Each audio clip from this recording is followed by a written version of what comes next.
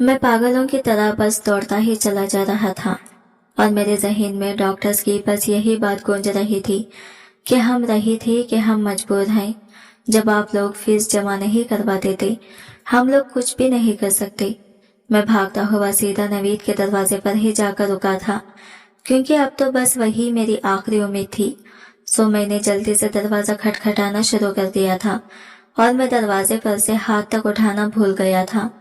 फिर कुछ ही देर के बाद मुझे नवीद की आवाज आई, अरे कौन है भाई, थोड़ा सब्र कर लो, क्या दरवाजा तोड़ने का इरादा है तुम्हारा? और फिर जैसे ही नवीद ने दरवाजा खोला था, वो मेरी हालत देखकर घबरा गया था और मुझसे पूछने लगा था कि क्या बात है, ऐसा सब ठीक तो है ना? तो मैंने जल्दी से कहा था कि नहीं, कुछ भी ठीक नहीं है। सायरा बाजी हॉस्पिटल में दाखिल है और मुझे कुछ पैसे चाहिए, तुम मुझे उधार दे दो, मैं कुछ ही दिनों में तुम्हें वापस कर दूंगा। तो मेरी बात सुनकर नवीद के चेहरे पर बहुत शर्मिंदगी आ गई थी और वो मुझसे कहने लगा था, यार मैं तुमसे बहुत शर्मिंदा हूँ, मेरे पास पैसे नहीं हैं क्योंकि आजकल कारोबार ठप है, जिसकी वजह से हालात बहुत खराब हैं। नवीद की बात सुनकर मैं बहुत मायूस हो गया था। मायूसी के असरार मेरे चेहरे से बिल्कुल साफ अयां हो रहे थे, इसलिए मैंने घर जाने के लिए अभी कदम उठाया ही था कि अचानक नवीद ने मुझसे कहा था कि रुको, मेरे पास एक रास्ता है जिससे तुम पैसे हासिल कर सकते हो। तो नवीद की बात सुनकर मेरी बेजान होती हुई आंखों में चमक आई थी, इसलिए मैंने जल्दी से नवीद से पूछा था कि कौन सा रास्ता है। तो नवीद ने मुझसे कहा था कि राजा बाजार में शानू नाम की एक फकीरनी रहती है, जो भी इसके साथ रात गुजारता है तो वो बंदा रातों रात अमीर हो जाता है। नवीद की बात सुनकर मैं अगले ही लम्हे उस पर चिल्लाया था कि तुम पागल तो नहीं हो गए जो इस तरह की बहकी हुई बातें कर रहे हो। तो नवीद ने मेरी बातें सुनकर मुझसे कहा था, यार इस वक्त तुम्हें जोश से नहीं बल्कि होश से काम लेना चाहिए। आखिरकार ये सायरा बाजी की जिंदगी का सवाल है। इसलिए नवीद की बात सुनकर मैं भी सोच में पड़ गया था। अब मेरे दिल और दिमाग की जंग शुरू हो गई थी, क्योंकि एक नामहरम औरत के साथ वक्त गुजारना खतई गैर मुनासिब सी बात थी। क्योंकि मैं एक इमाम मस्जिद की बेटा होने के साथ साथ 5 वक्त का नमाजी, परहेजी और तहज्जुद गुजार बंदा था, इसलिए मुझे हलाल और हराम में फर्क का पता था। सो इस वजह से मैंने आज तक इस तरह का कोई काम करना तो दूर की बात, ऐसा करने के बारे में भी सोचा तक नहीं था।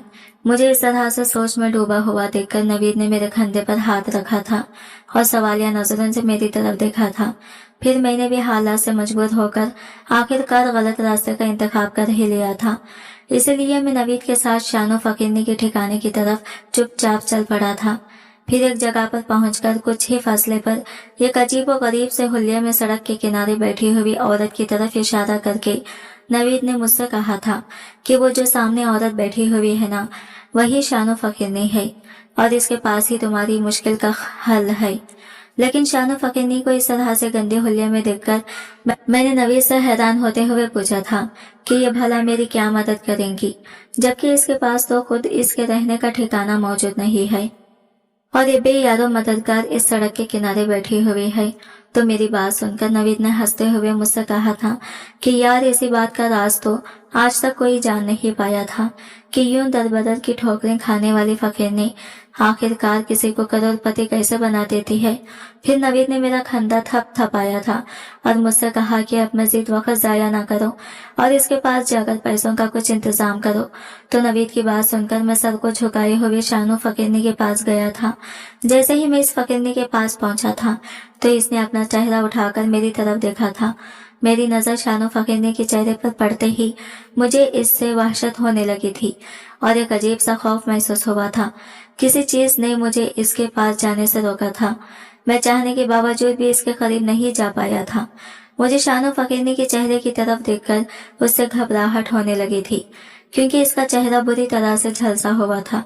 इसलिए मैं इसका चेहरा देखते ही वहां से भाग गया था और जैसे ही मैं घर में दाखिल हुआ था, अम्मी मुझे देखकर भागती हुई मेरे पास आई थी और बड़ी ही उम्मीद से मेरी तरफ देखते हुए उन्होंने मुझसे पूछा था कि बेटा पैसों का कुछ इंतजाम हुआ क्या?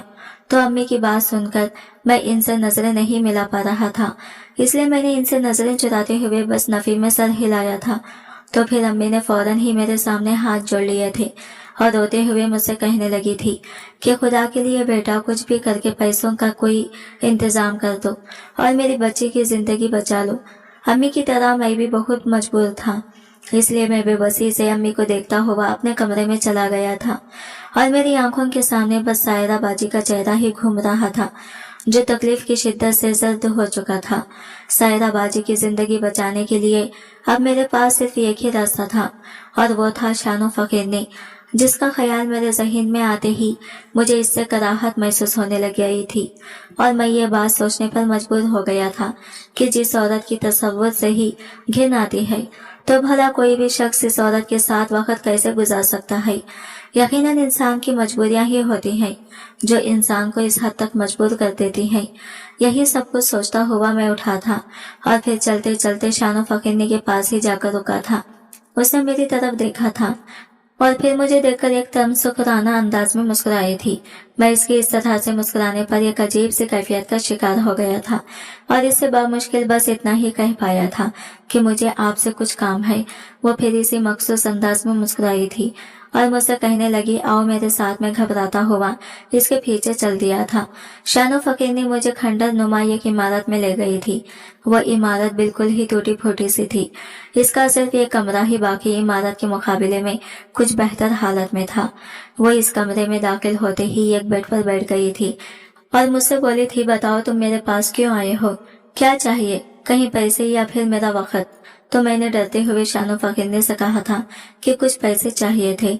मुझे तो मेरी बात सुनकर शानो फकीरनी फौरन से उठी थी और कमरे में मौजूद एक टूटी हुई अलमारी के पास जाकर खड़ी हो गई थी और खुद को मसरूफ जाहिर करवाने लगी थी। मुझे लगा था कि शायद वो अब मेरे साथ मजाक कर रही है, लेकिन कुछ ही लम्हों के बाद इसने मेरे सामने पैसों की एक गड्डी रखी थी, जिसे देखकर मेरी आंखें खुले की खुले रह गई थी और मैंने हैरान होते हुए शानो फकीरनी से कहा था कि इतने पैसे। तो वो फौरन मुझे इस कदर हैरान होता हुआ देखकर बोली थी, क्या पैसे कम है और चाहिए? तो इसकी बात सुनकर मैंने इसे हकलाते हुए कहा था कि नहीं, बल्कि ये पैसे भी मेरी उम्मीद से बहुत ज्यादा हैं। तो मैंने जल्दी से पैसे अपनी जेब में रखे थे और फिर मैं शानो फकीरनी का शुक्रिया अदा करते हुए वहां से हॉस्पिटल जाने के लिए निकला था। लेकिन जो ही मैं शानो फकीरनी के इस खंडर नुमा मकान से निकला था, तो इसी वक्त मुझे अब्बू की कॉल आ गई थी और फिर मैंने अब्बू की कॉल उठाते ही खुशी के मारे इनसे कहा था कि आप परेशान ना हो, पैसों का इंतजाम हो गया है और मैं बस थोड़ी ही देर में आपके पास पैसे लेकर आता हूँ। तो मेरी बात सुनकर अब्बू मुझसे कहने लगे थे कि बेटा, सायरा का ऑपरेशन हो गया है और अब इसकी जान खतरे से बाहर है। मैंने तुम्हें बस यही बताने के लिए कॉल की थी। हमें अब फीस सुबह जमा करवानी होगी, इसलिए तुम सुबह ही पैसे लेकर हॉस्पिटल आ जाना। तो अब्बू की बात सुनकर मैंने खुदा का शुक्र अदा किया था और साथ ही अब्बू से पूछा था कि आखिर डॉक्टर जमान कैसे गए, जबकि वो तो फीस जमा करवाए बगैर सायरा बाजी का चेकअप करने के भी रवादार नहीं थे। तो अब्बू ने मुझे बताया कि अचानक सायरा की तबीयत बहुत खराब हो गई थी और कोई भी डॉक्टर मेरी मिन्नत समाजत करने के बावजूद भी सायरा का ट्रीटमेंट करने को राजी नहीं हो रहा था। इसलिए मैं बैठकर अपनी बेबसी पर रो रहा था कि अचानक एक नौजवान डॉक्टर मेरे पास आकर रुका था और फिर मुझे गौर के साथ देखने लगा था। मुझे ऐसा लगा था जैसे वो मुझे पहचानने की कोशिश कर रहा हो। फिर थोड़ी देर के बाद मुझे यूं रोता हुआ देखकर मुझसे कहने लगा था कि उस्ताद जी, आप यहाँ पर बैठकर रो क्यों रहे हैं? तो मैंने सर उठाकर इसकी तरफ देखा था, लेकिन मैं इस अनजान चेहरे को पहचान नहीं पाया था। लेकिन फिर भी मैंने इसे अपनी सारी दर्द भरी कहानी सुनाई थी और इससे पूछा था कि बेटा, आखिर तुम मुझे उस्ताद जी क्यों कह रहे हो? क्या तुम मुझे जानते हो? तो इस डॉक्टर ने मुझे बताया था कि जी बिल्कुल, मैं आपको जानता हूँ। मैंने कुरान पाक आपसे ही पढ़ा है और वैसे भी आपकी नेक नीति से तो पूरा राजा बाजारी ही वाकिफ है। फिर इस डॉक्टर ने मुझे तसल्ली देते हुए कहा था कि आप परेशान ना हो, मैं अपने स्टाफ से कहकर आपकी बेटी का चेकअप करवा देता हूँ और इनसे ये भी कह दूंगा कि इनका ट्रीटमेंट फौरन से शुरू कर दें। बाकी जो ड्यूज है वो आप सुबह तक जमा करवा देना। ये सारा किस्सा सुनाकर अब्बू ने इस डॉक्टर को बहुत दुआएं दी थी और फिर मुझसे कहने लगे थे कि देख लो बेटा, अच्छे लोग अभी भी इस दुनिया में बाकी हैं। खुदा ने इस डॉक्टर को मेरे पास एक फरिश्ता बनाकर भेजा था। अब्बू की बात सुनकर मेरी आंखों के सामने शानो फकीरनी आ गई थी और वो भी मुझे एक मददगार फरिश्ता ही लगी थी। लेकिन अगले ही लम्हे मैंने दिल ही दिल में सोचा था कि आखिर उसके पास इतने ज्यादा पैसे कहाँ से आए हैं और इसने मुझसे कुछ भी पूछे बगैर मेरी मदद क्यों की थी। और वैसे भी भीख मांगने से तो इंसान के पास इतने पैसे नहीं आते जितने पैसे शानो फकीरने के पास थे। और फिर मैंने ये बात भी ठान ली थी कि मैं शानो फकीरने के इस राज के बारे में जानकर ही रहूंगा। आखिर वो किस तरह लोगों को करोड़पति बना देती है और ये सब कुछ करके इसे क्या फायदा होता है। इसलिए मैं फौरन से मुड़ा था और एक बार फिर से शानो फकीरनी के सामने जा खड़ा हुआ था। फिर शानो फकीरनी ने मुझे देखते ही मुझसे पूछा था कि तुम्हारा काम तो हो गया है, अब तुम दोबारा मेरे पास क्यों आए हो, क्या और पैसे की जरूरत है तुम्हें। तो मैं शानो फकीरनी की बात सुनकर इससे शर्मिंदा हो गया था और इससे कहने लगा था कि मुझे पैसे नहीं चाहिए, बल्कि मैं यहाँ पर दोबारा तुम्हारी कहानी सुनने आया हूँ। फिर मैंने इससे हमदर्दी करते हुए पूछा था कि तुम्हारे चेहरे को क्या हुआ है, तुम्हारे साथ इतना बड़ा जुल्म आखिर किसने किया है और तुम्हारे पास इतने पैसे कहाँ से आए हैं। तो मेरी बात सुनकर शानो फकीरनी की आंखों में आंसू आ गए थे। इसकी आंखों में आंसू देखकर मैंने इससे कहा था कि अगर तुम्हें मेरी बात बुरी लगी है तो मैं तुमसे माफी चाहता हूँ, मेरा मकसद तुम्हें बिल्कुल भी हर्ट करना नहीं था। तो शानो फकीरनी मुझसे कहने लगी थी कि नहीं, मुझे तुम्हारी बातें सुनकर दुख नहीं हुआ, बल्कि मेरी आंखों में आंसू इसलिए आए हैं क्योंकि आज इतने सालों के बाद किसी ने मुझसे मेरे बारे में पूछा था, इसलिए मुझे अच्छा लगा है। तो फिर शानो फकीरनी की बात सुनकर मैं भी कुछ हद तक पुरसुकून हो गया था। फिर शानो फकीरनी ने मुझसे कहा था कि मैंने बहुत से लोगों की मदद की है, पर मैंने आज तक किसी की आंखों में अपने लिए हमदर्दी नहीं देखी थी, बल्कि मुझे तो लोग हमेशा ही हकारत और नफरत भरी नजरों के साथ ही देखते हैं, जबकि इस सब में तो मेरा कोई कसूर नहीं है। अलबत्ता सब लोग ही मुझसे अपना मतलब निकालते थे और फिर अपना मतलब पूरा हो जाने के बाद आज तक किसी ने पलटकर भी मुझे नहीं देखा था, बल्कि अपना मकसद पूरा हो जाने के बाद वो लोग चलते बनते थे। मुझे अच्छा लगा है कि तुमने मेरे बारे में सोचा है, तो मैं तुम्हें बताती हूँ कि मैं खानदानी फकीरनी नहीं हूँ, बल्कि मेरा ताल्लुक एक अमीर घराने से है। मेरे दादा एक गांव में रहते थे और वो इस गांव के जागीरदार थे और इनकी अपनी बहुत सी जमीनें थी। मेरे दादाजी की 2 ही बेटे थे, एक मेरे अब्बू और दूसरे मेरे चिच्चा। मेरे दादा के घर में किसी भी चीज की कोई कमी नहीं थी और इनके काम करने के लिए भी बहुत से नौकर मौजूद थे। दादाजी की वफात के बाद मेरे अब्बू काम के सिलसिले में शहर आ गए थे और फिर उन्होंने यहाँ पर आकर अपना कारोबार भी शुरू कर लिया था। शहर में आकर अब्बू को बहुत ज्यादा मुनाफा हुआ था और इन कारोबार भी हफ्तों में ही फैल गया था। फिर अब्बू ने मुझे और अम्मी को भी गाँव से शहर में ही बुला लिया था। क्योंकि मैं अपने माँ बाप की इकलौती औलाद थी, इसलिए मेरे वालिदैन मुझे बहुत प्यार करते थे और मेरे बड़े लाड उठाते थे। जब मैं 5 साल की हुई तो फिर अब्बू ने मेरा दाखिला एक बहुत ही अच्छे स्कूल में करवा दिया था। अब यहाँ पर भी हमारी लाखों की प्रॉपर्टी बन चुकी थी, क्योंकि मेरे अब्बू साफ दिल के मालिक थे, इसलिए खुदा ने इन्हें जिंदगी के हर कदम पर कामयाबी ही अता की थी। जबकि इनके बरअक्स मेरे चिच्चा बहुत लालची तबीयत के मालिक थे। उनकी नजरें हर वक्त ही मेरे अब्बू के कारोबार और जमीनों की तरफ ही लगी रहती थी, जिन्हें वो हासिल करना चाहते थे। और वैसे भी चिच्चा को बिजनेस में कोई खास महारत हासिल नहीं थी। वो जो भी काम करते थे इनको हमेशा ही बहुत नुकसान होता था। इस तरह से वो अपने नुकसान को पूरा करने के चक्करों में अपनी आधी से ज्यादा प्रॉपर्टी जाया कर चुके थे।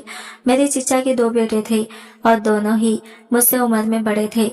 मेरे अब्बू के समझाने के बावजूद भी चिच्चा ने इन्हें स्कूल भेजने के बजाय इन्हें भी अपने साथ खेती बाड़ी के कामों में ही लगा लिया था। फिर एक वक्त ऐसा आया था कि चिच्चा की सारी जमीन बिक गई थी और नौबत फाखुन तक आ गई थी। फिर मेरे अब्बू को चिच्चा और इनके खानदान पर बहुत तरस आया था और उन्होंने इनको भी अपने पास शहर ही बुला लिया था और इनको भी ये कारोबार सेट करके दे दिया था, जिनसे इनके हालात बेहतर होने लगे थे। क्योंकि वो बहुत लालची थे, इसलिए वो अब्बू से हमेशा शिकायत करते रहते कि जो कारोबार उन्होंने सेट करके दिया है इसमें तो सिर्फ वक्त ही जाया हो रहा है, मुनाफा कुछ खास नहीं होता। चिच्चा की बात सुनकर अब्बू को बुरा तो लगा था, लेकिन उन्होंने चिच्चा पर कुछ भी जाहिर होने नहीं दिया था। और फिर अब्बू ने चिच्चा को पैसे दे दिए थे और इनसे कहा था कि इन पैसों से तुम अपनी मर्जी का कारोबार शुरू कर लो। अब्बू ने चिच्चा को पैसों के साथ साथ जमीन भी खरीद कर दी थी और इस जमीन को चिच्चा के नाम पर ही करवा दिया था। लेकिन फिर हमेशा की तरह चिच्चा का बिजनेस चल नहीं पाया था, जिसकी वजह से अब्बू का सारा पैसा डूब गया था और इन्हें बहुत ज्यादा नुकसान भी हुआ था। फिर इस नुकसान के बाद अब्बू ने चिच्चा की एक ना सुनी थी और इनके दोनों बेटों को ही एक अच्छे स्कूल में दाखिल करवा दिया था। फिर अब्बू ने चिच्चा से कहा था कि अब कुछ अरसे के लिए तुम मेरे साथ काम करो और मुझे देखो कि मैं किस तरह से कारोबार चलाता हूँ। इस तरह मेरे साथ काम करने से तुम्हें पता चल जाएगा कि कारोबार किस तरह से चलाते हैं और कहीं कारोबार के बारे में बुनियादी मालूमात भी हासिल हो जाएंगी। फिर चिच्चा ने अब्बू की बात मान ली थी और इनके साथ ही मिलकर काम करना शुरू कर दिया था। अब्बू ने चिच्चा पर बहुत भरोसा किया था और अपने कारोबार की सारी ही जिम्मेदारी चिच्चा को दे दी थी, लेकिन चिच्चा ने कारोबार संभालते ही पैसों में हेरा फेरी करना शुरू कर दी थी। अब्बू को इस बात का पता था, लेकिन उन्होंने कभी भी चिच्चा को कुछ नहीं कहा था, बल्कि अपना दिल बड़ा करके और चिच्चा को छोटा भाई समझकर हमेशा ही माफ कर देते थे, जिसका चिच्चा ने बहुत नाजायज फायदा उठाया था। चिच्चा अपनी हर मुमकिन कोशिश कर रहे थे कि वो किसी न किसी तरीके से अब्बू का सारा बिजनेस हथिया ले। अब तो वो हर वक्त ही कोई ना कोई नई चाल चलते थे कि अब्बू खुद ही अपना सब कुछ इनके हवाले कर दे, लेकिन चिच्चा हर दफा अपने साजिशों में नाकाम हो जाते थे। अब तो चिच्चा ने भी अम्मी को बातें सुनाना शुरू कर दी थी कि भाभी आप खुद ही सोचें, लोग क्या कहते होंगे कि बड़े भाई ने अपने ही छोटे भाई को मुलाजिम रखा हुआ है। अब्बू की तरह अम्मी भी बड़े दिल की मालकिन थी, इसलिए वो भी चची की बातों पर कोई खास कान न धरती थी। वक्त काफी तेजी के साथ गुजर रहा था और अब मैं भी जवान हो चुकी थी, इसलिए मैं अच्छे तरीके से चिच्चा और इनके खानदान की फितरत से वाकिफ थी और इनका मकसद समझती थी। इसलिए मुझे चिच्चा और इनकी फैमिली कभी अच्छी नहीं लगती थी। चिच्चा का हसद और लालच बढ़ता ही चला जा रहा था। मैंने कई दफा इस मौजू पर अब्बू से भी बात की थी, लेकिन वो मुझे हर दफा ही टाल देते थे। एक रात हम सब लोग सो रहे थे कि अचानक से एक जोरदार धमाका हुआ था और सब कुछ ही जमीन बोस हो गया था। और फिर इसके बाद जब मेरी आंख खुली थी तो मैंने खुद को एक हॉस्पिटल में पाया था। मुझे बहुत तकलीफ हो रही थी, तो मैंने दर्द की शिद्दत से चिल्लाना शुरू कर दिया था।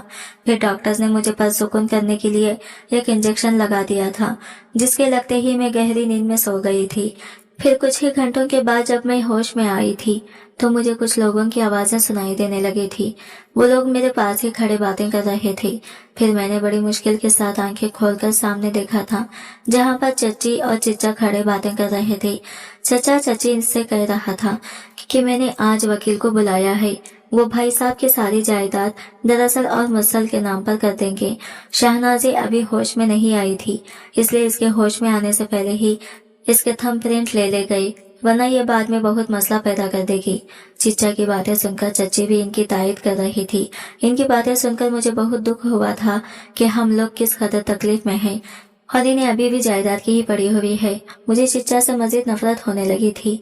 फिर जब डॉक्टर मेरा चेकअप करने आया था तो मैंने इससे अपने माँ बाप के बारे में पूछा था कि वो लोग कहाँ हैं, ठीक तो है ना। फिर डॉक्टर ने मेरी बात सुनकर मायूसी से मुझे देखा था और कहा था कि मुझे अफसोस है हम उन्हें नहीं बचा पाए। डॉक्टर की बात सुनकर मुझ पर क़यामत गुजर गई थी और मैंने बुरी तरह से रोना शुरू कर दिया था।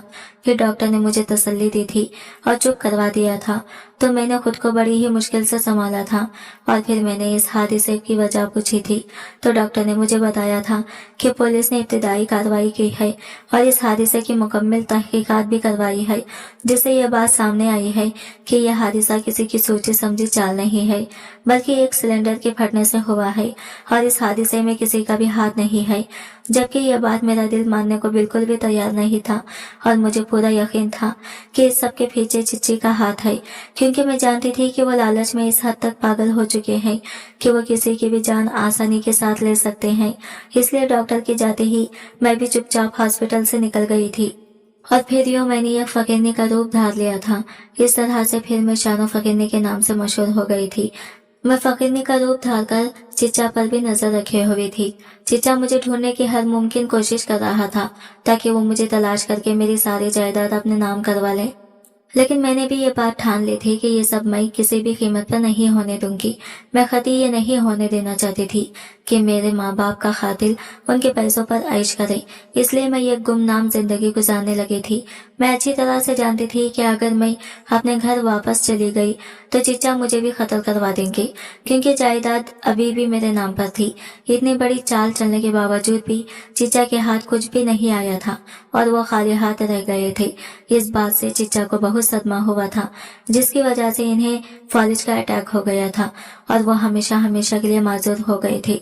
अब्बू को धोखा देकर चिच्चा ने जितना भी पैसा लूटा था वो सब इनकी बीमारी पर ही लग गया था और वो अब बिल्कुल ही खाली हाथ रह गए थे। अरसल और मुसल ने भी चिच्चा और चिच्ची के साथ हर किस्म का ताल्लुक खत्म कर लिया था और दोनों ही भाई इनको छोड़कर अपनी अलग दुनिया में ही मगन हो गए थे। चिच्चा को खुदा ने इनके किए की सजा इस दुनिया में ही दे दी थी। लोग चिच्चा पर तरस खाकर इनको सदके दे देते थे, जिस पर वो बामुश्किल ही गुजारा कर पा रहे थे। फिर एक दो दफा जाकर मैंने अपने घर का चक्कर लगाया था, जिसको चिच्चा ने अपने रहने के लिए दोबारा से तामीर करवा लिया था, लेकिन वहां पर रहना शायद इनकी किस्मत में ही नहीं था। वहां पर जाकर मेरा दिल फट गया था। इस खाली और वीरान घर को देखकर मेरी हालत खराब हो गई थी। मुझे हर जगह ही अपने अम्मी और अब्बू का मुस्कुराता हुआ चेहरा नजर आ रहा था।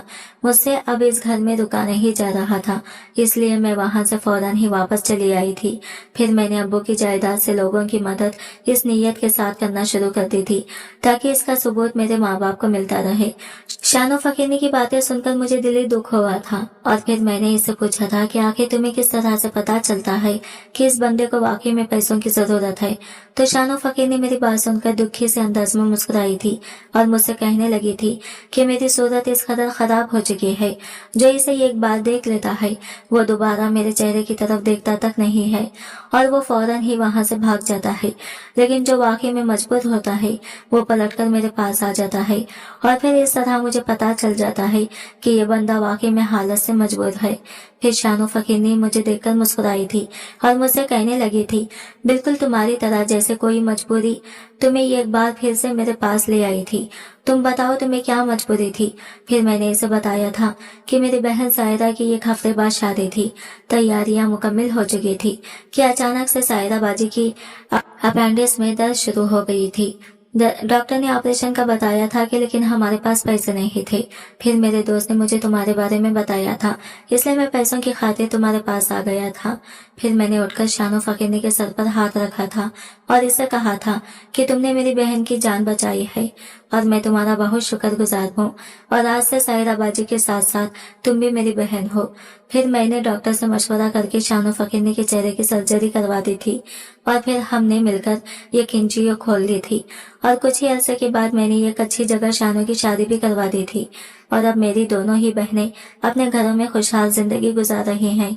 आज की वीडियो कहानी आपको कैसी लगी कमेंट करके जरूर बताएगा और वीडियो अच्छी लगी है तो लाइक शेयर जरूर कीजिएगा और हमारे चैनल को सब्सक्राइब करें फ्रेंड्स। मिलते हैं अगले नई वीडियो के साथ, तब तक के लिए बाय बाय, टेक केयर, अल्लाह हाफिज।